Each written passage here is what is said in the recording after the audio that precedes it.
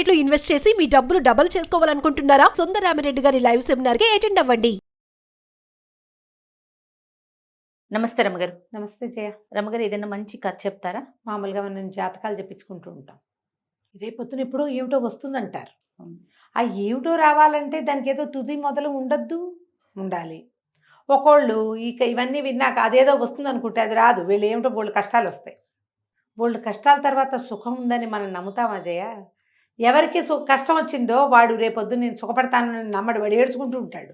మన బట్టి బయట కూర్చున్న వాళ్ళు ఏం చెప్తాము, ఇవన్నీ శాశ్వతం కాదు, కొన్ని రోజులు కష్టపడు, ఈ కష్టం పోతుంది, మళ్ళీ దేవుడు చూస్తాడు, సుఖం వస్తుంది, జీవితం పడుగు పేక, బోల్డ్ కబుర్లు చెప్తాం మనం. కానీ ఎవడు అనుభవిస్తాడో వాడికి మండిపోతుంటుంది. వీళ్ళు బోల్డ్ కబుర్లు చెప్తున్నారు వీళ్ళు, అలా అనిపిస్తుంది కదా. మనం కూడా ఏదైనా ఇబ్బందులు ఇరుక్కున్నాం అనుకో, నిన్నటి దాకా పాఠం చెప్తాం మనం వాళ్ళకి వీళ్ళు. మన దగ్గరికి వచ్చేసరికి మనకు ఆ ఫీలింగ్ రాదు. తమాషా కథ అలాంటిది అనమాట ఇది. పూర్వమట విశ్వపురపు సంస్థానంలో అద్భుతమైన రాజుగారు, సైన్యాధిపతి బ్రహ్మాండంగా నడిచారు. ఈ సంస్థానానికి ఒక జ్యోతిష్యుడు ఒక ఆయన వచ్చేట. ఆయన ప్రతి వాళ్ళకి చేయి చుట్టం పూసకూర్చున్నట్టు చెప్పేటవే, ఎంత బాగానో చెప్పేట. అయితే ఈ విశ్వపురం తాలూకు సైన్యాధిపతి గారికి ఒక కుమారుడు ఉన్నాడు. వాడు ఒక 19-20 ఏళ్ళ వాడు, 18 ఏళ్ళ వాడు అంతే. పెళ్ళిడు వచ్చిన పిల్లాడు అనుకో, ఆ కాలంలో అంతే కదా. అయితే వాడికి ఈయనేమో సైన్యాధిపతి, అరివీర భయంకరుడు, ఈయన చండ ప్రచండు, బోల్డున్నాయి బిరుదులు. కుర్రాడు మాత్రం కవిత్వాలు రాసుకుంటూ ఉంటాడు. వాడు పోయెట్టు, రచయిత అంటే ఏదో కథలు రాస్తాడు కాదు, వీడు రచయిత అలా అనడానికి వీళ్ళు కథా కాకరకాయ కాదు, కవిత్వం. ఏదో గాలిపాట ఎక్కడో లోకాల్లో ఊహల్లో తేలిపోతూ ఉంటాడు. ఆయన ఏం చేశాడు, సాహిత్యవేత్త, సాహిత్యం అనమాట వాడికి, ఏదో సరదా. భావకవి వాడు. భావకవిని ఈడ్చుకొచ్చాడు మన సైన్యాధిపతి గారు. ఈ జ్యోతిషుడి దగ్గర తెచ్చి, బాబు వీడు నా పేరు నిలబెట్టేలాగా అయితే లేడండి, కనీసం వాడి పొట్ట వాడు పోసుకుని ఏదో బతుకుతాడంటారా?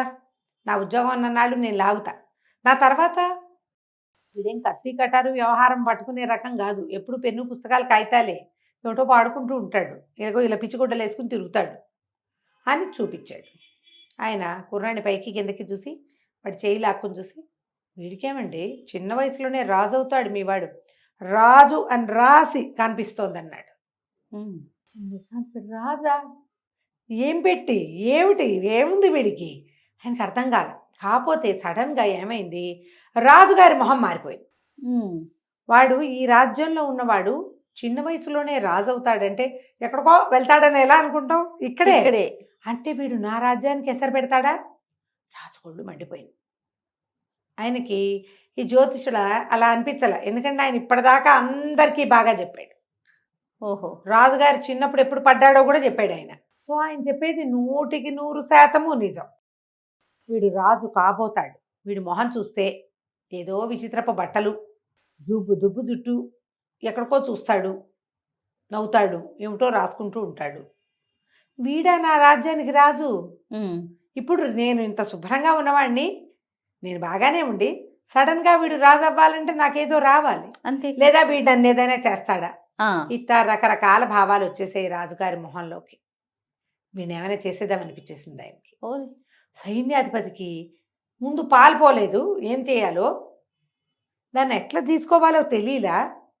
సడన్గా రాజుగారి మొహం చూసేసరికి భయం వేసింది. ఓరు నాయనా, ఈయనకి అకారణంగా ఈ పిల్లాడి మీద కోపం వచ్చేసిందే. భలే వారండి అన్నాడు జ్యోతిష్కుడు. మీరేం కంగారు పడకండి, ఈ వాడు రాజు అయి తీరుతాడు అని ఆయన ఇంకో పెప్ప చేయి చూడడం మొదలుపెట్టాడు. ఈయన కొడుకుని ఏడ్చుకుని వచ్చేసాడు ఇంటికి. రోజు గడిచేసరికి ఆయనకి భయం పట్టుకుంది. తన ఆబ్సెన్స్లో రాజుగారు తన పిల్లాడిని ఏదైనా చేసేయిపోతాడు. ఏమనిపించిందంటే, బతుకుంటే బలిసాగు తింటాడు, ఈ ఊళ్ళోంచి బయటికి తోసేస్తే ఎక్కడో చోట బతికే ఉంటాడు పిల్లాడు అని చెప్పి, ఒరే నాయనా నువ్వేమిటో రాజు అవుతావని ఆయన ఎవడో చెప్పాడు, అవుతావో ఏమిటో నిజంగా నేను, ఆయన అందరికీ నిజాలే చెప్పాడు, ఊళ్ళో ఉండద్దు, పో నీకు చేతికి నచ్చిన బట్టలు పట్టుపో, చేతికి వచ్చిన బంగారం పట్టుకెళ్ళు, నీకు కావాల్సిన డబ్బులు తీసుకో, ఈ దేశంలోకి రావద్దు, నువ్వు బతుకుంటే మళ్ళీ కలుసుకుందాం, వెళ్ళిపోమని కొడుకును గుర్రం ఎక్కించి పంపించేసాడు. తను పోయి రాజుగారి దగ్గరికి వెళ్ళాడు. వెళ్ళి, అయ్యా మా అబ్బాయి రాజు అవుతాడని చెప్పాడండి, జ్యోతిష్యుడు, తమరు విన్నారు కదా. ఎటు పోయి ఎటు వచ్చి వాడి వల్ల రాజ్యానికి ఏ అసలు వస్తుందో తెలియదు. అందుకని మా వాడిని దేశ బహిష్కారం చేసి పారేశానండి. ఓవేళ వాడు ఊళ్ళోకి గనక వస్తే మృత్యుదండన విధించమని కాగితం రాసి పెట్టా ఆఫీసులో. వాడు ఊళ్ళోకి వచ్చాడంటే వాడు మెడ ఉత్తరిచ్చేద్దాం. ముందైతే పంపించేసా బయటికి. నా వల్ల కానీ నా కొడుకు వల్ల కానీ మీకు ఏదైనా జరిగితే నేను భరించలేను. వాడు నా కొడుకైనా కానీ. అందుకని నేను పుత్రవాంఛని చంపుకుని పిల్లని పంపేశానండి అన్నాడు. రాజుగారు సంతోషించాడు, బాగానే ఉంది, మంచిదేగా. సైన్యాధిపతి ఎంత గొప్పవాడు. ఈ పంపించబడిన కుర్రాడి పేరు ప్రేమదత్తు. వాడు పోయాడు బయటికి. వాడికి ఏమిటి రూపాయి సంపాదన, డబ్బులు సంపాదించుకుందాం, మనం తినాలి, రేపేలాగా ఎల్లుండేలాగా ఈ వ్యవహారాలు వాడికి ఏం లేవు. ఆ డబ్బులు ఉన్న నాళ్ళు తినేశాడు. డబ్బులు అయిపోయినాయి. వాళ్ళు ఎవరో మీ గుర్రం ఇవ్వండి, మాకు కొన్ని రోజులు అన్నం పెడతామంటే గుర్రం ఇచ్చేసాడు. అయిపోయింది, గుర్రం డబ్బు అయిపోయింది. ఇక వీడు పుస్తకము మిగిలినాయి. కొన్నాళ్ళకి తిండి లేక వాడికి ఆ పుస్తకం మీద ధ్యాస కూడా పోయింది. నీకు 4 వేళ్ళు లోపలికి వెళ్తుంటే భావాలు కవిత్వాలును. అవును, అవేమీ లేవు, కడుపు కాలిపోతుంది. భావ కవిత్వం ఎక్కడి చూస్తుంది, భావాలు కవిత్వాలు ఏమి ఉండవు. ఇక ఆయనకి కొన్నాళ్ళకి మనుషుల్ని చూస్తే వాడికి విసుగు పుట్టే పరిస్థితి వచ్చింది వాడికి. పాపం తండ్రి నమ్మాడు జోస్యాన్ని, వీడు మాత్రం నమ్మల. నాకెక్కడి నుంచి వస్తుంది రాజ్యం, చివరికి నాకు అన్నానికి కూడా గతిలేని స్థితి వచ్చిందే. కవిత్వం అన్న కూడా విరక్తి పుట్టింది. ఓ ఊళ్ళో ఒక రోజంతా తిరిగాడు, వాడికి తిండి పుట్టలే. ఎటాగో పడి నడుస్తూ అడవిలోకి వెళ్ళిపోయాడు. ఏదో కాయా కసరు దొరుకుతుంటే ఏమీ దొరకలా. ఆ అడవిలో ఒక పూరి గుడిసింది. వీడు పోయి ఆ గుడిసె వాకిట్లో పడ్డాడు. పడేసరికల్లా ఆ గుడిసెలో ఒక ముసలమ్మ, ఓ పిల్ల ఉన్నారు. వాళ్ళు వీడిని చూశారు. అయ్యో ఎవడో పడిపోయాడు, ఏమిటో చూద్దామని దబదబా వేయవటలకు వచ్చారు. ఇప్పుడు ఏదో బక్క చిక్కిపోయి ఎండు నక్కలాగా ఉన్నాడు వాడు. తిండి తిప్పలేవు చాలా రోజులుగా. పాపం ఏదో నలకంత తింటే ఇట్లా సరిపోతుంది. 20 ఏళ్ల పిల్లాడికి ఏమి బాగా కావద్దు పుష్టిగా ఏమీ లేదు. సరే, వాళ్ళు ఏం చేశారు, కాస్త నీళ్ళేవో తెచ్చి మొహాన్ పోసి లేవదీసి ఇంట్లోకి తీసుకుపోయి కాస్త శైత్యోపచారాలు లాంటివి ఏమిటో 1-2 చేసి కాస్త వేడిగా ఏదో తాగడానికి ఇచ్చి అన్నం పెట్టారు. ముందు తెలిసింది. ఎక్కడ అన్నాడు, ఎక్కడో ఉన్నావులే నాయన, పర్వాలేదు అని ఉంచుకున్నారు. 4 రోజులు 5 రోజులు 6 రోజులు గడిచేసరికి 2 పూట్ల అన్నం వంటబట్టి కాస్త అటు ఇటు తిరుగుతూ బాగానే ఉన్నాడు. ఈ అమ్మాయి అన్నది, ఏ ఊరు మీరు ఏమిటి అంటే, అదేదో ఊరు, నాకెవరు లేరు, మా తండ్రి నన్ను తోసేసాడు బయటికి, నేను ఊర్లు పట్టుకుని తిరుగుతున్నాను, నా దగ్గర ఏమీ లేదు, పరమ దరిద్రుడిని నేను. ఇదివరకు కవిత్వం రాసేవాడిని, ఇప్పుడు కూడా నా వల్ల ఏం కాదంటే, ఇప్పుడు నువ్వు కవిత్వం రాయటానికి ఇక్కడ ఏముంది, నన్ను ఇంత అనాకారిని నన్ను చూస్తే నీకేం కవిత్వం వస్తుంది అంది అమ్మాయి.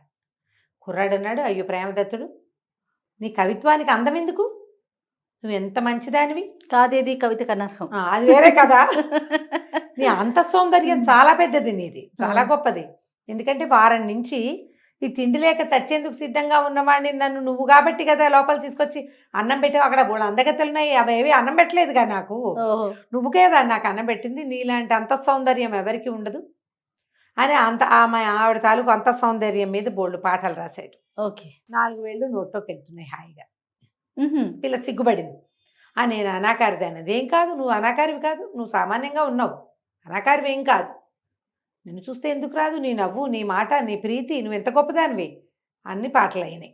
ఓకే, ఈ ముసలావిడ ఏం చేసింది, కుర్రాన్ని యువతలు తీసుకెళ్ళింది. బాబు, మా పిల్ల సామాన్యమైన అందగత్తే, పిల్ల బాగుండదు, నేను ఇక్కడ పెళ్లి సంబంధాలు కుదరలేదు నాయన, పెళ్లి వయసు దాటిపోయింది, ఊళ్ళో ఉండి చుట్టాల మాటలు పడలేక ఇదిగో ఇక్కడికి వచ్చి ఇట్టా బతుకుతున్నాము, ఇన్నాళ్లకు నువ్వు వచ్చావు, నువ్వు రాసిన కవిత్వం వినేసరికి నువ్వు ఏమైనా పిల్ల మీద ప్రీతి ఉందేమో అని అనిపించింది నాయన.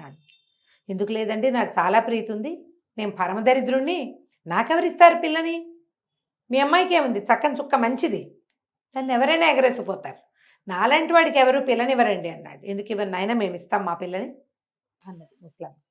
ఇటు తెల్లబోయాడు. అదేమిటి అంత మంచి అమ్మాయిని నా బోటి వాడికి ఇస్తారా, దేశదిమ్మరికి అని. ఏదో లేనాయన, ఎవరో ఒకళ్ళు మగపిల్లవాడు కావాలి, మా పిల్లకి తోడు కావాలి అంటే, నేను పరమ దరిద్రుండండి, నా దగ్గర ఏమీ లేదు అన్నాడు. ఏమీ లేకపోయినా మాకు పర్వాలేదు అన్నారు వాళ్ళు.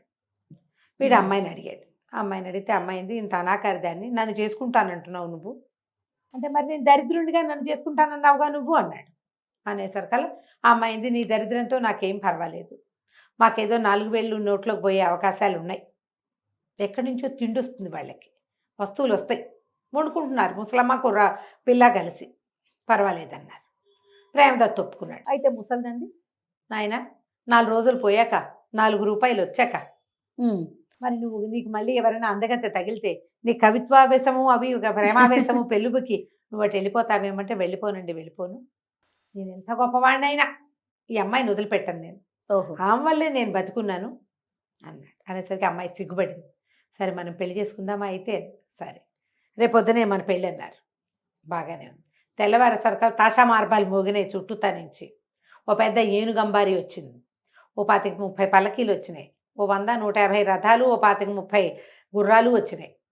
మొత్తానికి ఓ 150 మంది వచ్చారు. రాగానే వీడు చూస్తూనే ఉన్నాడు ప్రేమదత్తుడు ఏం జరుగుతుందో.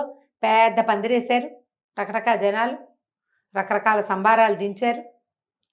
ఓ 4 పోయి ఆ లోపల ఉన్న ఆ పిల్ల బాగుండలేదు, సామాన్యంగా ఉందిగా, ఆ పిల్లనికి నెత్తికి నూనె పెట్టి తలంటి పోసేశారు. ప్రేమదత్తుడికి స్నానం చేయించేశారు. పట్టకు పెళ్ళి అన్నారు. వచ్చాక పీటల మీద కూర్చున్నాక బాబు మీ గోత్రనామాలు చెప్పండి అని రాసుకున్నారు. తర్వాత గోత్రనామాలు చెప్తే ఏముంది, ఈ పెళ్లి కూతురులో కూర్చునున్న పిల్ల ఆ దేశపు రాజుగారి కూతురు. ఆ వచ్చింది ఏనుగంబారి మీద వచ్చిన రాజుగారే పిల్ల పెళ్ళికి వచ్చాడు. ఓహో. అంటే మొత్తం భూమి ఆకాశాలు ఏకం చేసి పెద్ద గోలు చేసి పెళ్లి చేశారు. అప్పుడు అసలు సంగతి తెలుసుకున్నాడు ప్రేమదత్. ఈ అమ్మాయి రాజుగారి అమ్మాయి. ఆ పిల్ల పుటకే సామాన్యమైన అందగత్తె, అదేం పెద్ద బాగుండదు, సామాన్యంగా ఉంటుంది. పెళ్లి సంబంధాలు రాలా. ఒకవేళ వచ్చిన వాళ్ళైనా రాజుగారికి ఒకే కూతురు, రాజ్యం కోసం వస్తున్నారు.